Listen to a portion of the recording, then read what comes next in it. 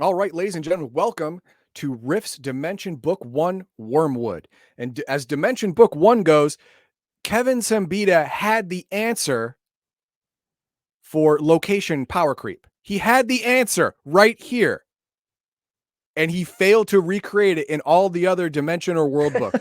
And it's sad. It's sad. But he doesn't think it's a mistake. I disagree, but we're going to find out why in a minute. The core values of #RPGate and any good tabletop group are escapism, not representation, entertainment over activism, and natural, organic inclusion, not forced diversity. Please follow that QR code or refer to the description below for the link to the charity we support, which is the Wounded Warrior Project.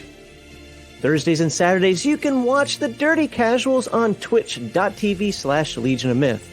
Fridays and Sundays, you can watch the Friday Night Chill Stream and RPG Digest on our YouTube and Rumble channels. Please leave us a comment with your thoughts and experiences, and if you like our gaming content, please be sure to subscribe to Legion of Myth. Now, hold on, before Heathen Dog starts, I've got to say this. What's that? This book does not interest me in the slightest. Okay. Now, let me explain why, and this is what I'm hoping Heathen Dog can cure me of.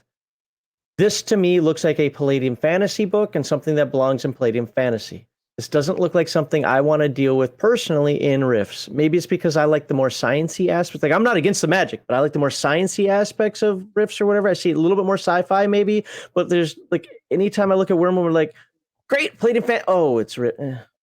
So convince. Tell me why I'm wrong, Heathen Dog. Well, I am sad to say you're not wrong. It is this setting is a world that does not have any factories, any production of large scale of any kind. I think the book actually said it's pretty much stuck in 15th century technological level, but that's because magic is so prevalent. So much so that humans what born. if I riff there with a robot? Like, I'm my robot pilot, or I'm my Borg. You're fine. Your robot will work. Good luck getting spare parts, but your robot will work. It's fine. It's not anti-magic. They just don't make it here, and there's a reason for that. Okay. The reason is you can't mine the planet because it'll be sad. It's alive. The planet's alive. It's a living planet. You can't mine it. It doesn't have ore. It doesn't have coal. It doesn't have any of that stuff in it. Does it have blood? It has, I suppose, oil would be black blood of the earth, but other than that, you don't mine it. You don't do that. You don't do that here. So We're going to talk about the planet. We're going to talk about it right now. We're going to go to page 40. Wormwood, The Secrets of Wormwood, the Living Planet. In many ways, Wormwood is an enigma even to its inhabitants. Any psychic visiting Wormwood will immediately sense something strange about this world. Trying psychometry or object read on anything, rock-like formations, spiraling towers, crystals, will reveal that they are not inanimate objects, but a living part of the planet. Here's the deal. Wormwood is an artificial planet. How it was made, super sorcery, high-tech nonsense, no one knows. No one living there now knows how this planet came to be. But it is alive. Nothing here is built. It's grown. The planet understands what the populace needs and gives it to them. What about food? That includes food. The planet grows worms and lichen for the people to eat. I don't like worms or lichen. Okay, then you don't like living. But that's how it works. That's the food. And according to Aaron Tarn, it tastes great. What if I said this? It's not that I don't like worms or lichen, but just having two things seems like it would get boring pretty quickly. Apparently, there are 87 ways to match lichen and worms together. Saute, stir fry, baked, grilled, pickled, whatever. You could do a lot. You could pickled lichen is apparently awesome. I don't know. It just is. Okay. And if the populace of an area starts growing beyond the means to house them, the planet will create new homes or create another level on top of a housing structure to house these new people. If something is damaged, it will heal. quite quickly, actually, but not like, oh, in 5 seconds it's healed. No, not like that. But like in minutes or hours, the hole in the wall or the wall itself that was gone is now back.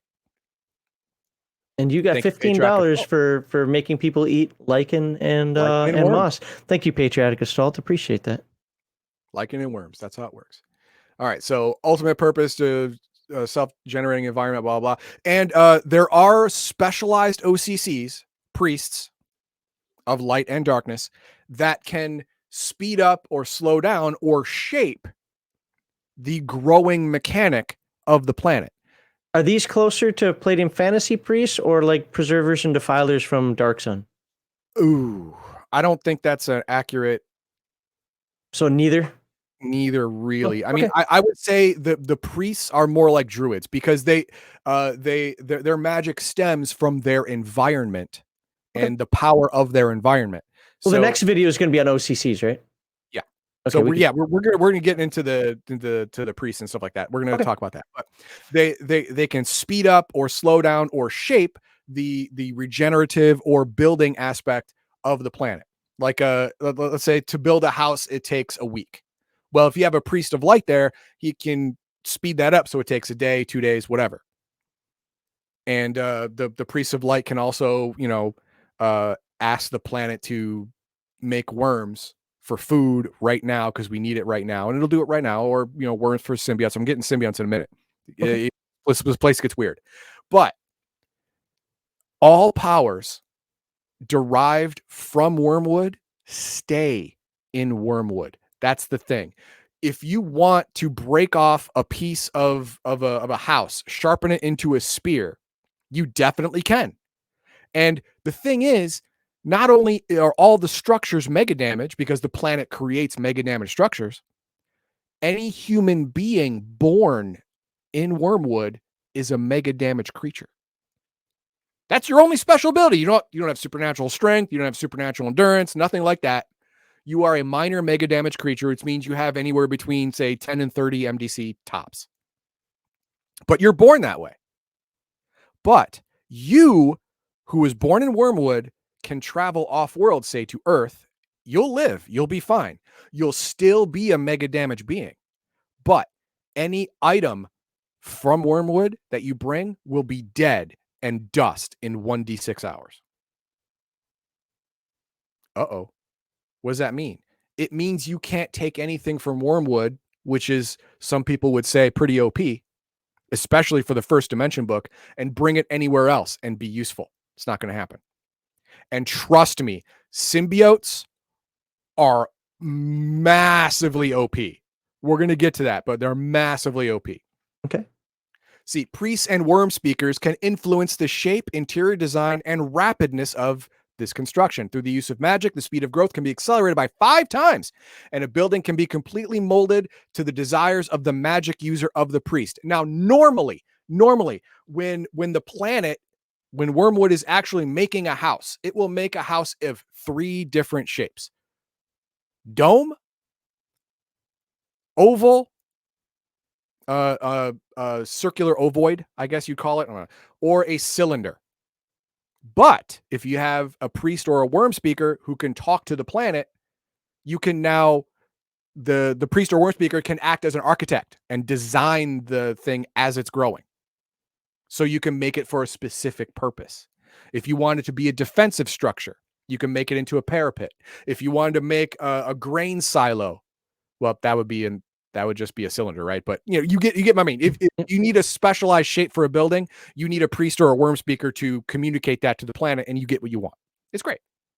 Okay. Mountains, hills, and building materials. Mountains, hills, and tall megalithic pillars break the otherwise smooth and desolate landscape of the planet. Here's the thing. There's no trees. There's no lakes. There's no oceans. Water is given to as basically wells as needed for the population by the planet. This Oxygen does is not created seem by like a good place at all. oxygen is created by the planet, Oh, thanks. so you don't need trees. Food is given to you by the planet, so you don't need farms. So this place only has structures because the planet understands that humanoid beings, for the most part, need some kind of uh, distance gauging structure, some kind of oh God, I'm blanking on the word. It's a signpost or guidepost or point of interest to understand where they are on the planet. You So are here. yeah, exactly. You may have mountains right here. Well, those mountains are not accidental. They're purposeful. So you know you are east of the mountain. So if I want to go to the town I want to go to, I have to go southwest. Right? It's for, it's for getting around. It's to understand where you are on the planet. The planet knows that humanoids use this, so it does that. But it only does it when necessary, when it deems it necessary. So most of the time, it's all flat. If you think it says desolate, but that is a bad word in this instance, because desolate usually also has an emotional connotation that it's also sad or despairing or whatever. But it's not true. It's just as desolate as, say, the USS Enterprise. Think about it. They have machines that give you whatever you want. You want food, make it out of nothing. You want clothes, make it out of nothing. The air recycles itself. There's no plants needed. It's basically the same thing, except this USS Enterprise doesn't have a ceiling. That's it. It's sky. So think of it that way. It's not inherently sad. Oh, crap. That sounds very similar to also Coriolis, when we talked about Coriolis' ceilings. And it had a fake sky, and it was trying to give you the illusion that you're in something bigger than it was. Well, this is a real sky because you're on a real planet. It is half the size of the Earth, but it maintains its atmosphere as a real planet. So if you had a spaceship, you could go to space. It's fine. Would it let you make a spaceship? No, but you could bring one. I mean, you can't make a spaceship because there is no factory here, because you can't dig into the ground for resources. That would really piss off the planet. I'm gouging into it because I want to drink your blood. I don't like that. As a planet, I would say, nah, I don't like that at all. All right. So mountains, hills, and building material. Mountains and hills are there for travel to see where you are. And building materials are completely unnecessary because the planet will build it for you as you need it. One of the most striking environmental aspects is the complete absence of surface water. Like I told you, there's no lakes or oceans or rivers or ponds or whatever.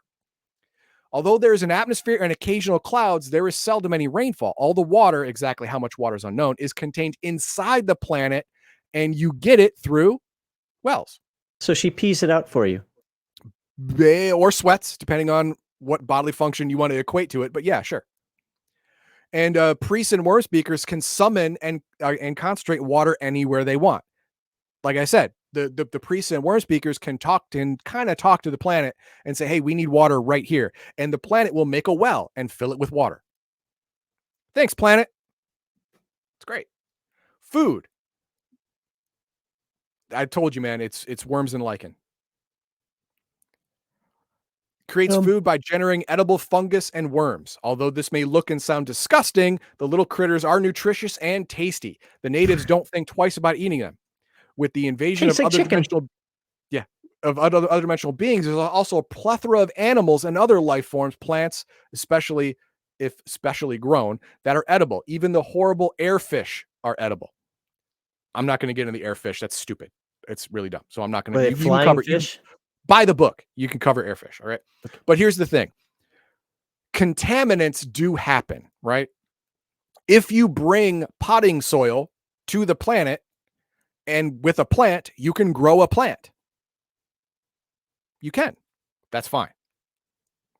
And that dirt is going to get around the planet. After hundreds and hundreds of years, there'll be maybe a pile of dirt somewhere that you can grow something on. That's fine. It doesn't matter. It's not going to hurt the planet because the roots aren't going to get in the planet. They're only going to get into the dirt that you brought with you. But that is a long con type thing. You don't have to worry about that. The whole thing is that all of your basic necessities are given to you by the planet. So what is the problem with this place, right? Yeah, exactly. What's the purpose of life? Exactly. Well, it's not just that. It's like it doesn't seem to be any conflict. This place should be the most milquetoast, boring hellhole, the If you got existential dread heroes and they're hellhole that you could bored, possibly imagine. if I don't have time, or if I'm not spending all my time on survival, trying to grow crops, trying to husband animals, etc., I'm gonna go bash somebody's brains in. That's just what humans do. Okay, well, luckily, that problem solved itself because there is a thing called, where are you? Right here. Yep, that's all they do. They're all Okay, fat. age They're all darkness. lazy. There you go.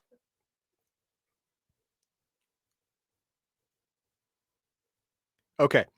So it was that the host were summoned from a shadowy place meant to contain them. The monsters rose up and broke the shackles of slavery. Savagely, they and their brothers slashed out with the angry cry of retribution. Cruelty can only give birth to cruelty. So it was that these monsters craved for more than their freedom or even the blood of their masters. They desired to conquer, crush, and enslave their enslavers. Here's the thing. Couple thousand years ago, the people who existed here before, who had knowledge of this planet, found an alternate dimension, basically by accident, which housed these demonic type things. But these demonic type things were trapped. So what did they do? Being stupid, they decided to let some of them out to enslave them, to make them work. Like life isn't easy enough. You have to have slaves when literally everything is given to you. This is the highest level of hubris. These ancient humans deserve what they got. They had it coming. And the demons overthrew them and then released more of their kind into this world. There's a couple rubs with that. One, this prison was supposed to hold them forever. They got out because of the stupid humans, but they are trapped in this plane of existence. If they try and leave Wormwood, this dimension, they will die because their souls are connected to this dimension now. So they cannot interdimensionally travel. So just leave Wormwood then. Bye. You can leave the planet, I suppose, but they don't know of anywhere else to go. No, but that's the demons. I'm saying, you know what? I can just get on out of here. I don't have to fight this war. There's another rub. That's number 2. The humans can't run away. Why? Because Wormwood, while having almost as much magic as Rift's Earth, has no ley lines. Therefore, you can't open a portal. You can't open a rift. There's no ley lines. This can only happen at ley lines? I didn't know. Yeah. Oh, okay. Yeah. You can't do it. What the hell? Shifters hate this joint. And, which is good because shifters shouldn't exist. But also, it is cut off from the normal Rift network. It is the only planet ever discovered in existence that has magic and no ley lines. So how do people go? How do we know it exists? Random chance. Remember, whenever a shifter opens a portal to somewhere he's never been before, it's random. That means there's a 0.0000001% chance you open a rift to Wormwood. Random. But opening a rift back is going to be a lot harder since there's no ley lines. And the shifter's ability, I believe, requires a ley line to open up a rift. So, oops. There's that. So you can get there, but have trouble getting back. There are 4 points on Earth that lead to Wormwood. And on Wormwood, there's at least one giant place, the World Gate, I think it's called, that will lead back to Earth. But usually in random spots on Earth. Like sometimes it's England, sometimes Africa, sometimes North America, sometimes the destination shifts, but it's still Earth. So you could go from Wormwood to standing in front of the 4 horsemen of the apocalypse. That would be a really unlucky day for you. That'd be number 1. The day started you off on Wormwood. I'm sorry. And the day ended you off in front of millennial beasts. I'm really sorry. Sorry for that. That sucks. But these demons now control the planet. And they have They have made the humans subservient to them because that was their vengeance. You made slaves out of us. Screw you. I'm making slaves out of you forever. Because the demons are immortal. As long as they stay in this dimension, they're not killed by accident or violence, they live forever. Okay. So the humans are boned. So if you go to Wormwood, be careful. If you're a non-demon, you're going to be a slave. That's what you are. You are a slave. Sucks. So why would I even go there? And what is this technology nonsense? There's no technology. No, there isn't technology on Wormwood. 15th century Earth. That's the level of technology. Ooh, would techno wizards thrive here? Yes. Yes, they do. Because think of it. You bring power armor to Wormwood. It works. It works fine, but the power cell will eventually run out. Right? Okay. How do you replenish it? You can't. Not in Wormwood. 15th century technology will not replace a nuclear reactor. But guess what will? A technomancy will save it. Okay. You can make it you get the technomancer to make it run off of magic or psionics, and boom, Bob's your uncle. You got working power armor again. Go team. So the only technology worth a damn is the technomancy type technology. Okay. Let's see. Elemental magic doesn't work or is dramatically limited because there's no natural wood. There's no natural fire, water. There's air. It'll work a little bit, but you don't really control it because it is already controlled by a living being, which is the planet. Oh, so no. Your control over the elements are very, very limited. No elemental fusionists. Oh, geez. Oh, darn. Oh, you'll like this. Yes. Okay, this no is psionics. Okay, I have to eat a couple worms and some mushrooms. I'm okay. Let's go. I'm building a house. Oh no, the world's building a house for me. Even better. Building a house for you. Let's do it. I'm going. How do I get there? Right.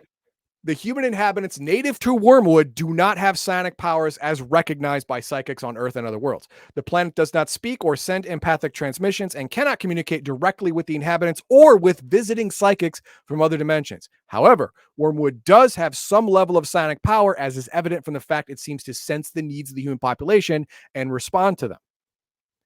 Now, psychics from other dimensions can come here, and their powers don't just shut off. It comes from inside themselves, but damage, range, duration, everything halved. Half power. Because this place is, I suppose you could say, dampening psionics. So much so that you cannot have a natural psionic born here, and visiting psionics are severely limited. So I would assume that the planet itself has a natural psionic dampener. But it doesn't get into that. It leaves that to the game master. And the cool thing is, everyone speaks American. Okay. It's true. The language of human inhabitants of Wormwood is Earth English. This is another mystery that cannot be easily explained. This was Kevin writing like, hey, I want you to be able to go here and play. Yeah, basically, yes. Yeah, Kevin just went, I don't feel like making a language like this. It's That's the Deus Ex Machina right there. Why not Spanish? Why not French? Why not Chinese? Not some weird dimensional language of nothing to do with the human condition. Yes, but why not American English? There you go. It's just as easy as Spanish or French, right? So you got to make a choice. It's not better or worse than the other. Earth has always been a trading zone because there's the world gate you can get to and from pretty easy if you know how. This is reactions. Okay, now we're going to get into the other things that the planet gives you. Guns? Symbiotic organisms of Wormwood. Oh. These are things created by the planet specifically to empower and help the human inhabitants of the planet. Each one has much more benefit than drawback, if any drawback at all, because they're meant to be beneficial. They're meant to be a boon. Let's go over a couple. Which one do you want to look at? We got worms. We're not going to do the evil symbiotic organisms or parasites because those are things that the demon host has taken, say, a good symbiote and used evil magics to make it into a bad symbiote. So we're not going to do that. But these are the naturally occurring ones. What's below, or is stars the bottom one? Or is there anything below that?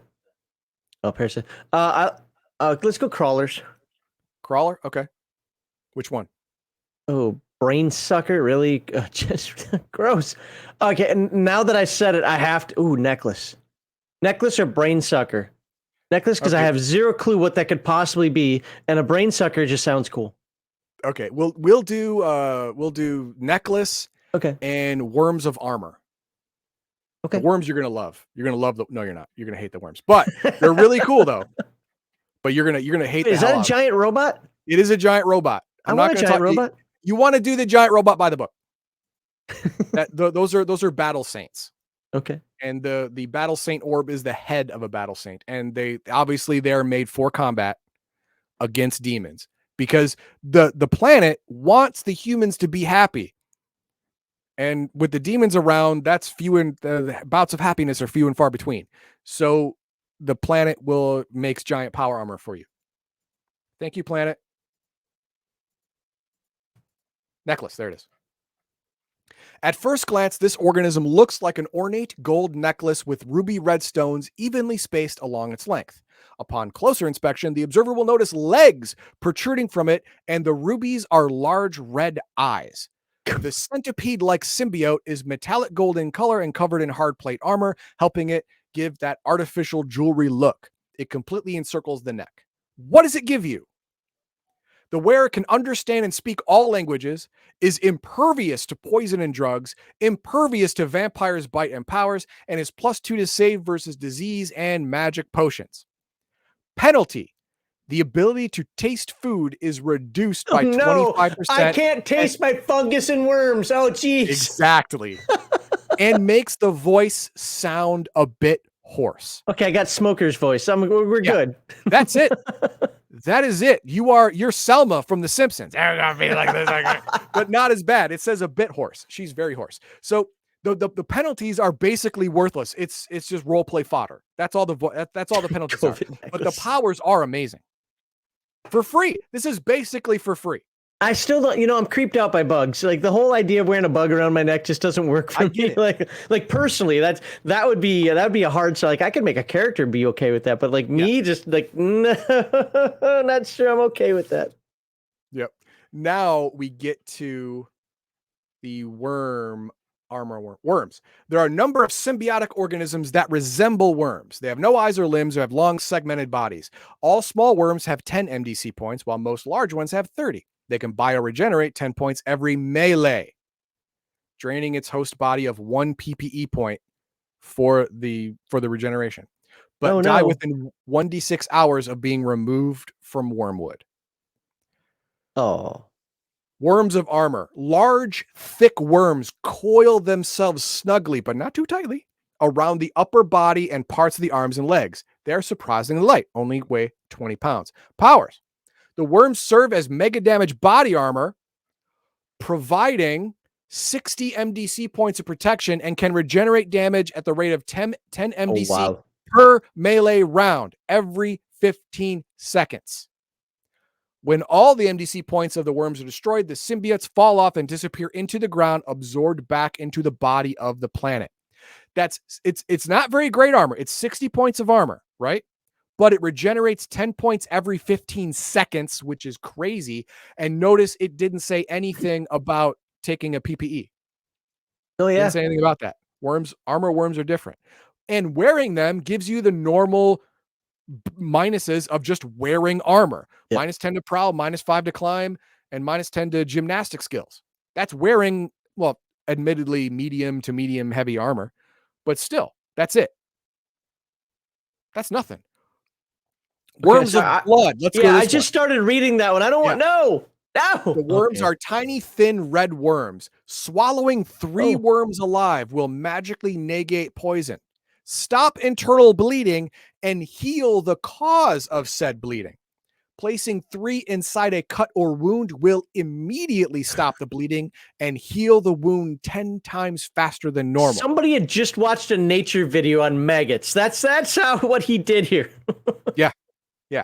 Worms of mending. When 10 or more are poured into an open cut, gash, or wound, they magically begin to seal, cleanse, and heal the wound. Bleeding stops in less than a minute, pain is reduced by half, and decaying flesh and germs are destroyed. Infection is impossible.